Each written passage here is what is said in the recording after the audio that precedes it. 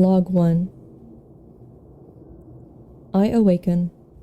I don't know it at the moment, but this day marks my 4th straight year of existing in the Dogscape. I push myself up from the carpet of writhing, twitching dog flesh beneath me, and rise to my feet, stretching in the morning sun. It took me a while to learn to balance on the layer of solid dogs that now blankets every inch of solid ground, but nowadays, I can walk and run as easily and as fast as I ever did on soil or concrete, perhaps faster.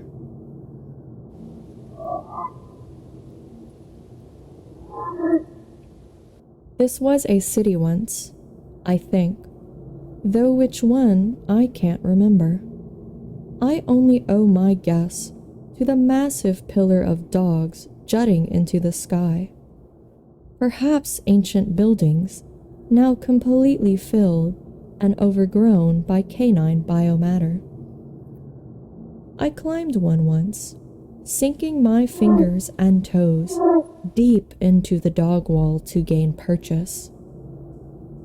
And after hours and hours of climbing, I was rewarded with an incredible vista. Fur and eyes, panting tongues, and wagging tails, hugging the contours of the once barren land and stretching in a single amoebic mass farther than the eye can see. Now I don't do that, though. Now I merely go about my day. I hike to the gardens, where the dog plants sprout up in bizarre shapes from the floor of the dogscape, and reach up to pluck the fetal puppy fruits right off the wagging, energetic branches. I bite into the succulent flesh, the juices dribbling down my chin and dripping down to be reabsorbed by the ground flesh, and revel in the savory taste. I'm thirsty, so I range until I find one of the mother mounds, and there I suckle at a teat patch until I've had my fill of milk. Sometimes I see other humans around me, as well adapted to the dogscape as I am, but I barely acknowledge them, say nothing. What, after all, is there to say? The world is different now. What meaning would our old words have?